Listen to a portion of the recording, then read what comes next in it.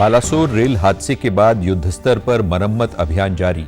हादसे के कारणों का पता चला। रेल मंत्री ने कहा, बारीकी से अध्ययन के बाद रिपोर्ट की जाएगी सार्वजनिक। मुख्यमंत्री ने ऑडियो कॉन्फ्रेंसिंग के माध्यम से कॉमन सर्विस सेंटर के संचालकों से किया संवाद। कहा, पीएम के डिजिटल इंडिया के सपने को साकार करने में हरियाणा सरकार निभा रही है अग्रणी भूमिका। केंद्र में मोदी सरकार के 9 साल का कार्यकाल पूरे होने के उपलक्ष्य में हिसार में पन्ना प्रमुख सम्मेलन आयोजित। कुरुक्षेत्र में हिमाचल प्रदेश के पूर्व मुख्यमंत्री जयराम ठाकुर ने की प्रेस वार्ता। और खेलो इंडिया यूनिवर्सिटी गेम्स 2022 के तीसरे संस्करण का समापन। बालासोर रेल हादसे में मृतकों के प्रति संवेदना के साथ ही समापन समारोह रखा गया बेहद साधारण। नमस्कार, मैं आशुतोष मिश्रा। अब समाचार विस्तार से। बालासोर रेल हादसे के बाद घटनास्थल पर मरम्मत का कार्य युद्ध स्तर पर जारी है, जिसमें 1000 से ज्यादा कर्मचारी दिन रात जुटे हुए हैं। वहीं अधिकारी भी आवाजाही की बहाली के काम की लगातार निगरानी कर रहे हैं। रेल मंत्री अश्वनी वैष्णव ने कहा कि घटना की वजह और इसके लिए जिम्मेदार लोगों का पता चल गया है। रिपोर्ट सार्वजनिक होने पर सारी बातें सामने आ जाएंगी। रेल मंत्री ने कहा कि घटना के पीछे जो लोग हैं उन्हें बख्शा नहीं जाएगा। आइडेंटिफाई कर लिया गया है और जिन्होंने ये काम किया है वो लोग भी आइडेंटिफाई हो गए हैं और इसके ऊपर जैसे कमिश्नर ऑफ रेल सेफ्टी की इंक्वायरी रिपोर्ट आएगी और इसमें पीछे क्या कारण थे, किस कारण से हादसा किया गया, वो भी जानकारी जल्दी सामने आ जाएगी। जिसने भी किया है उसने एक ऐसा परिवर्तन किया है पॉइंट मशीन में ट्रैक की जो कॉन्फ़िगरेशन होती है, जिस कॉन्फ़िगरेशन से बाकी सारी की सारी चीज़ें चलती है, उस कॉन्फ़िगरेशन में चेंज हुआ है जिसके कारण ये हादसा हुआ है। वहीं स्वास्थ्य मंत्री डॉक्टर मनसुख मांडविया ने बालासोर रेल हादसे में घायल हुए लोगों के इलाज के संबंध में भुवनेश्वर के एम्स में समीक्षा बैठक की। स्वास्थ्य मंत्री ने कहा कि गंभीर रूप से घायलों के इलाज के लिए दिल्ली से विशेषज्ञ डॉक्टरों की टीम को बुलाया गया है। केयर की भी आवश्यकता है, उसको बेस्ट ट्रीटमेंट मिल पाए, इसलिए दिल्ली एम्स के नेतृत्व में lady Hardinge hospital, RML hospital, सभी के एक्सपर्ट डॉक्टर को लेके एयरफोर्स के स्पेशल प्लेन के द्वारा एक टीम भुवनेश्वर पहुंची है। इस टीम के साथ एक मॉडर्न इक्विपमेंट भी है ताकि ट्रीटमेंट और ऑपरेशन में उसका उपयोग किया जा सके। प्रधानमंत्री नरेंद्र मोदी ने रेल हादसे के संबंध में रेल मंत्री अश्वनी वैष्णव से बात की और मरम्मत कार्यों की प्रगति की जानकारी ली। वहीं केंद्रीय मंत्री अनुराग सिंह ठाकुर ने बालासोर रेल हादसे पर कहा कि इस मामले के कारण की जांच चल रही है। अभी ज्यादा ध्यान घायलों को बेहतर इलाज मुहैया करवाने पर है। साथ ही उन्होंने कहा कि इस मसले पर विपक्ष को राजनीति नहीं करनी चाहिए। घटना के क्या कारण रहे उसके बीच में भी जाएंगे, विस्तार में उसकी जांच भी होगी, लेकिन अभी घायलों को पूरी तरह से मदद करना, उपचार करना, उनको स्वस्थ करना, हम चाहते हैं कि जल्द से जल्द स्वस्थ हो जाएं। 10-10 लाख रुपए मृतकों के लिए घोषणा भी की गई है। जो सीरियसली इंजर्ड है उनके लिए 2 लाख रुपये और जो माइनर इंजरी से 50,000 रुपये उसके लिए घोषणा भी की। मैं सिर्फ इतना कहूँगा कि राजनीतिक दलों को ना इस पर कोई राजनीति करनी चाहिए। ये देश के सामने एक ऐसी दुर्घटना घटी जहाँ पे बड़ी संख्या में लोगों की मृत्यु हुई और इस हादसे के बाद सरकार को जो कदम उठाने थे उठाए हैं और आगे भी जो उठाने के वो भी उठाएंगे। रेलवे बोर्ड के operation and business development member Jaya Verma Sinha ने प्रेस वार्ता में बताया कि रेल मंत्री ने शुरुआती जांच में सिग्नलों के कारण हादसा होने के संकेत दिए हैं। रेलवे सुरक्षा आयुक्त की जांच पूरी होने के बाद ही कोई जानकारी साझा की जाएगी। है कि करीब शाम के 8 बजे तक रेस्टोरेशन मतलब 2 लाइनें हमें मिल जाएंगी जिसपे कि गाड़ी धीमी गति से निकलनी शुरू हो जाएगी। ये अंदाज़ा है। ये मंत्री जी खुद वहाँ पे मॉनिटर कर रहे हैं सारा का सारा रेस्टोरेशन का काम। जांच जैसा मैं आपको पहले भी बता चुकी अभी चल रही है। CRS की इंक्वायरी है। दिस इज़ अ मैटर जो कि सब जुडिस ट्रीट किया जा सकता है। इसलिए जब CRS साहब की इंक्वायरी पूरी होगी तभी हम आपके साथ उसकी डिटेल्स डिस्कस कर सकते हैं। हरियाणा के मुख्यमंत्री मनोहर लाल ने कल करनाल से ऑडियो कॉन्फ्रेंसिंग के माध्यम से कॉमन सर्विस सेंटर के संचालकों से संवाद किया। इस दौरान मुख्यमंत्री ने CSC संचालकों से उनके अनुभवों को भी जाना। संवाद के दौरान मुख्यमंत्री ने CSC संचालकों से योजनाओं के लिए डेटा अपलोड करने से संबंधित जानकारी मांगी तो कुछ CSC संचालकों ने कहा कि कई बार पोर्टल में डाटा दर्ज करने में गलती होने पर लाभार्थी को देरी से लाभ मिलता है। इस पर मुख्यमंत्री ने तुरंत संबंधित अधिकारियों को निर्देश दिए कि ऐसी गलतियों को 48 घंटों के अंदर दुरुस्त किया जाए।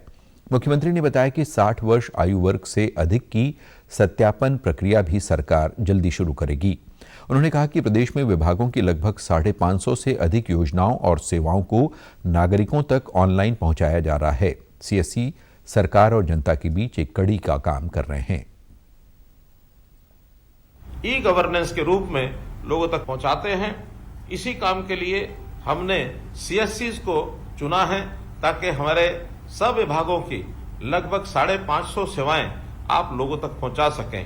60 वर्ष की आयु के बाद सरकारी दफ्तरों में चक्कर न काटने पड़े, कोई दरखास्त न देनी पड़े, कोई दस्तावेज लेके न चलना पड़े, तो उसको अपने आप घर बैठे 60 वर्ष के होने के बाद पेंशन देने का काम ये हमारा सेवा विभाग वो कर रहा है और इससे हमारे जो लाखों लोग इससे लाभान्वित हो रहे हैं। मुख्यमंत्री ने कहा कि प्रधानमंत्री नरेंद्र मोदी द्वारा शुरू किए गए डिजिटल इंडिया के सपने को साकार करने में हरियाणा सरकार अग्रणी भूमिका निभा रही है। डिजिटल इंडिया अभियान का उद्देश्य सरकारी विभागों को देश की जनता से जोड़ना है। इसी दिशा में राज्य सरकार परिवार पहचान पत्र बनाकर पारदर्शी तरीके से योजनाओं का लाभ आम जन को प्रदान कर रही है। अभियान में मैं कहूंगा कि आप वास्तव में डिजिटल मित्र हैं और डिजिटल ये जो तकनीकी क्रांति है इसके आप योद्धा भी हैं। आप इसी प्रकार से उत्साह बनाए रखें और लोगों का भी उत्साह बना रहे और इन सब सेवाओं का लाभ लोग ले सकें, इसका प्रचार प्रसार भी आप अवश्य करें। बहुत से ऐसे जो लोग होते हैं सरकारी योजनाओं का लाभ शायद उनको पता नहीं होता कि किस प्रकार से वो लेकर रख सकते हैं, तो आप अपने यहाँ केंद्रों पर निश्चित रूप से यदि कुछ डिस्प्ले बोर्ड लगा सकें कि ये सरकार की योजनाएं हैं जिसका लाभ उनको आप दिलवा सकते हैं, तो इसका बहुत बड़ा आपका योगदान होगा। मुख्यमंत्री मनोहर लाल ने कल चंडीगढ़ में श्री माता मनसा देवी श्राइन स्थल पंचकुला के जीर्णोद्धार और मास्टर प्लान के संबंध में अहम बैठक की। बैठक में मुख्यमंत्री को अवगत कराया गया कि योजना के अनुसार काशी विश्वनाथ मंदिर कॉरिडोर की तर्ज पर श्री माता मनसा देवी मंदिर का जीर्णोद्धार किया जाएगा। Central building research institute Roorkee द्वारा इसका खाका तैयार किया गया है। बैठक में बताया गया कि मास्टर प्लान के मसौदे में मंदिर को भव्य रूप देने के लिए विशेष योजना बनाई गई है। मुख्य मंदिर तक पहुंचने की यात्रा के लिए शक्ति द्वार से शुरुआत होगी। यहां से मुख्य मंदिर तक शक्ति कॉरिडोर बनाया जाएगा और इस मार्ग का नाम शक्ति पथ रखा जाएगा। ड्राफ्ट प्लान में श्राइन स्थल पर भव्य हनुमान वाटिका भी बनाई जाएगी। यहां पर 108 फीट ऊंची भगवान हनुमान जी की मूर्ति भी बनेगी। इसके अलावा प्लान में उपासना स्थल, नारायण सेवा स्थल, नित्य पार्क, त्रिकोणा पार्क इत्यादि भी स्थापित किए जाएंगे। सरकार का उद्देश्य इस क्षेत्र में हेरिटेज टूरिज्म को बढ़ावा देना है। इसके अलावा इस स्थल के एक हिस्से को व्यावसायिक हब के रूप में विकसित किया जाएगा। भारतीय जनता पार्टी केंद्र सरकार के कार्यकाल के 9 साल पूरा होने के उपलक्ष्य में देश भर में जनसंपर्क अभियान चला रही है। पार्टी द्वारा आज हिसार के नलवा विधानसभा हलके के लिए पन्ना प्रमुख सम्मेलन का आयोजन किया गया। इस अवसर पर बीजेपी प्रदेशाध्यक्ष ओम प्रकाश धनखड़ ने कहा कि पार्टी एक पन्ना प्रमुख के माध्यम से 15 परिवारों यानी 60 वोटरों तक सीधे जुड़ी है, जबकि उनके विपक्षी दल अपना जिलाध्यक्ष भी नहीं बना पा रहे हैं। उन्होंने कार्यकर्ताओं से आह्वान किया कि वे इन 60 वोटरों से मिलकर सरकार की योजनाओं के क्रियान्वयन के बारे में प्रतिक्रियाएं लें। यदि कोई पात्र परिवार सरकार की किसी योजना से वंचित है तो हमें ये लाभ उन्हें उपलब्ध करवाना है। इसके अलावा प्रदेशाध्यक्ष ने कहा कि प्रधानमंत्री की दूरदर्शी सोच से पूरे विश्व भर में भारत का मान बढ़ा है। आज बुलाया, ये हमारा 11वां पन्ना प्रमुख सम्मेलन है। हमने 90 की 90 विधानसभाओं में पन्ना प्रमुख सम्मेलन करने हैं, सब पर काम चला हुआ है। तो जून का महीना हमारी बहुत अधिक गतिविधियों का महीना है, जिसमें 13 तरह की गतिविधि हम करने वाले हैं, जिसमें लाभार्थी संपर्क है, सामान्य समाज के प्रमुख लोगों से संपर्क है।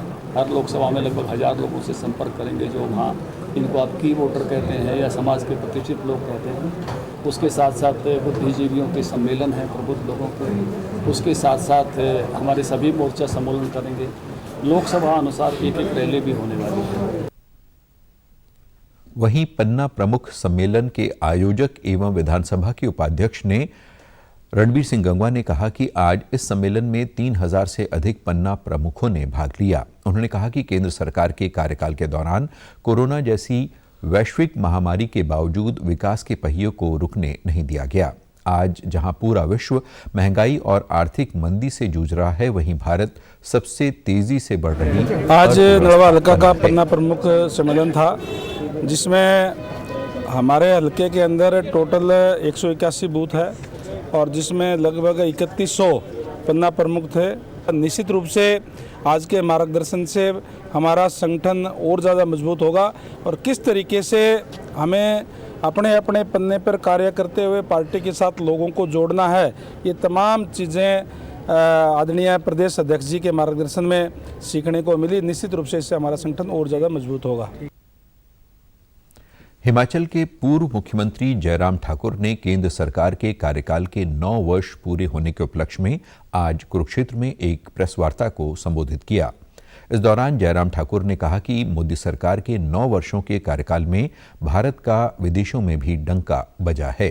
प्रधानमंत्री नरेंद्र मोदी पूरी दुनिया में एक मजबूत नेता बनकर उभरे हैं। सरकार की लोक कल्याणकारी नीतियों के बारे में जयराम ठाकुर ने कहा कि देश में कोई भी भूखा न सोए, इसके लिए 80 करोड़ लोगों को मुफ्त अनाज दिया गया। 48 करोड़ जन धन खाते खोले गए और 2 लाख करोड़ रुपए इन खातों में जमा करवाए गए। उन्होंने कहा कि प्रधानमंत्री आवास योजना और हाउसिंग स्कीम के तहत 3.5 करोड़ पक्के मकान पूरे देश में बनकर तैयार हुए और 12 करोड़ शौचालय बनाए गए। 12 करोड़ घरों में नल से जल पहुंचाया गया और उज्ज्वला योजना के तहत 9 करोड़ 60 लाख निःशुल्क गैस कनेक्शन दिए गए।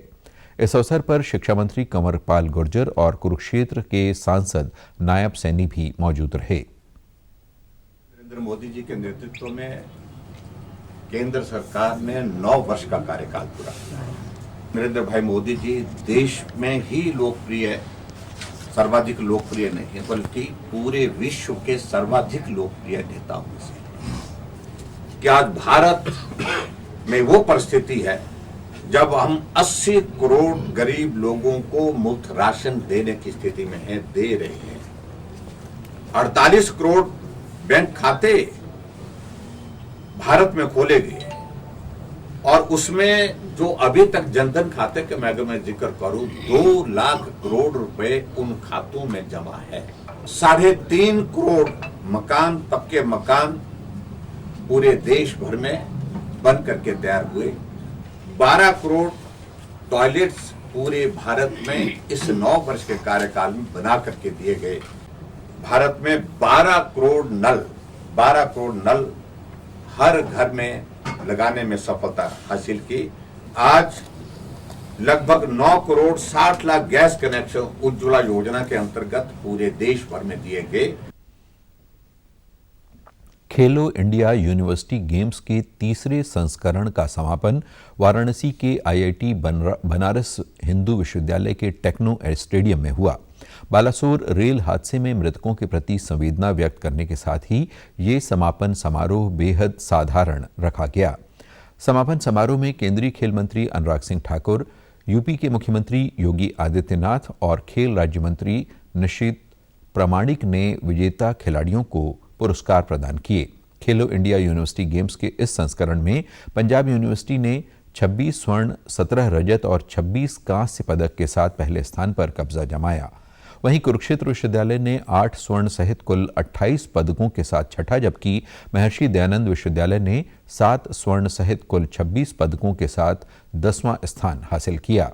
इस अवसर पर केंद्रीय खेल मंत्री अनुराग सिंह ठाकुर ने विजेता खिलाड़ियों को बधाई देते हुए कहा कि खेलो इंडिया की सोच केवल आधारभूत ढांचे तक सीमित नहीं है, बल्कि इस योजना का उद्देश्य देश के कोने कोने में मौजूद खिलाड़ियों को अंतर्राष्ट्रीय मंच देना है।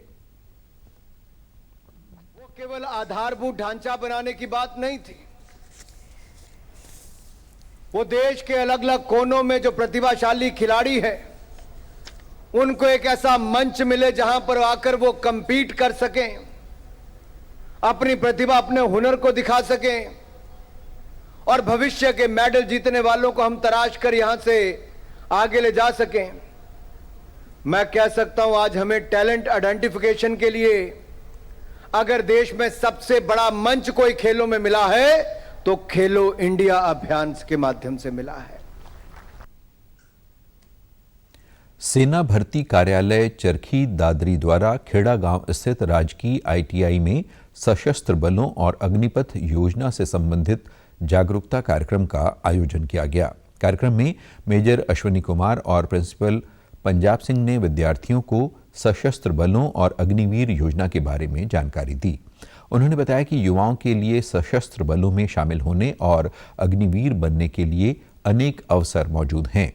इसमें 200 से अधिक छात्र छात्राओं ने भाग लिया। कार्यक्रम के दौरान विद्यार्थियों को स्क्रीन पर सशस्त्र बलों और अग्निवीर योजना के बारे में वीडियो भी दिखाई गई। साथ ही विद्यार्थियों को नई RTG प्रक्रिया और आवेदन तिथियों के बारे में भी जानकारी दी गई। उन्होंने बताया कि नई भर्ती की जानकारी के लिए विद्यार्थियों को निरंतर वेबसाइट को चेक करते रहना चाहिए। वहीं स्थानीय सेना भर्ती कार्यालय के भर्ती निदेशक कर्नल दीपक ने बताया कि रोहतक के राजीव गांधी खेल परिसर में 17 से 30 जुलाई तक वर्ष 2023-24 के लिए अग्निवीर भर्ती रैली का आयोजन किया जाएगा। सभी योग्य उम्मीदवार 15 जून के बाद भर्ती रैली के लिए अपने एडमिट कार्ड डाउनलोड कर सकते हैं। अधिक जानकारी के लिए उम्मीदवार टेलीफोन नंबर 01262 25343 268 और हेल्पलाइन नंबर 8901384498 पर सेना भर्ती कार्यालय रोहतक से संपर्क कर सकते हैं। और समाचारों में आज इतना ही। नमस्कार।